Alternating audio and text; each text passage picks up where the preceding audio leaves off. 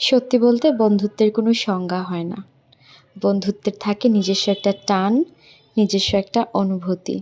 আর সবচেয়ে বড় যেটা সেটা হচ্ছে গিয়ে অধিকার। যে অধিকারের মধ্যে ভালোবাসা, রাগ, জেদ আর সব কিছুর পরে স্নিগ্ধ একটা সম্পর্ক। আর এই সম্পর্কটার নামই হচ্ছে গিয়ে বন্ধুত্ব। একটা বিষয় নিঃসন্দেহে প্রকাশ করা যায়, সেটা হচ্ছে অনেক আপন এবং কাছের একটা মানুষকেও যে কথাটা, যে অনুভূতিগুলো শেয়ার করা যায় না, বন্ধুত্বে সেগুলো খুব সুন্দর মতোই একদম ইজিলি শেয়ার করা যায়। আর এজন্যই সবাই বলে যে বন্ধুত্বে কোনো লুকোচুরি থাকে না। শান্তির একটা জায়গা হচ্ছে গিয়ে ফ্রেন্ডস। আজকে বের হয়েছিলাম সবাই মিলে একটু নিজের মতো করে সময় কাটাবো।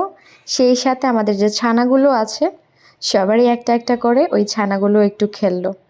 ছানাদের মনেরও একটু পরিবর্তন চলে আসলো, খুশিতে সবাই উচ্ছ্বাসিত। সেই সাথে আমাদের মানসিক অবস্থারও একটু উন্নতি। সবাই মিলে একসাথে মিট করলাম, মিট করে অনেকটা সময় একসাথে গল্প করলাম। মনের অনুভূতি ব্যক্ত করার একটা পারফেক্ট জায়গা হচ্ছে গিয়ে বন্ধুত্ব। এখন এমন হয়ে গেছে, একদিন দেখা না হলে বা একটু কনভারসেশন না হলে মনে হয় যেন অনেক দিন কথা বলি না, আর কিছু একটা মিসিং। ওই যে মিসিং একটা বিষয়, খুব বেশি মনে পড়ার একটা বিষয়, এটাতেই হচ্ছে গিয়ে সত্যিকারের ভালোবাসা এবং সত্যিকারের একটা টান কাজ করে। আর এই টান থেকেই ফ্রেন্ডস ফরএভার।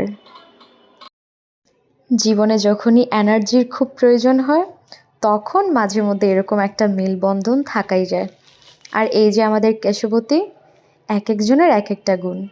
কেউ বা হচ্ছে গিয়ে ফটো তোলায় পারফেক্ট, কেউ বা কেশবতী, কেউ বা রূপবতী, কেউ বা গুণবতী, একদম পাঁচমিশালি। আর কচিকাচাদের বন্ধুত্ব, সব কিছু মিলিয়ে জম্পেশ একটা আড্ডা। সব শেষে গেলাম হচ্ছে গিয়ে বার্গার আর ফুচকা। আড্ডায় যদি ফুচকা না থাকে, টক ঝাল মিষ্টির স্বাদটা কেমন যেন ক্ষুণ্ণই থেকে যায়। তাই টক ঝাল মিষ্টির স্বাদ শেষ করা যাবে না।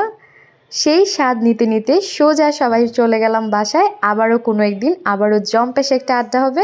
সে পর্যন্ত টাটা অ্যান্ড বাই।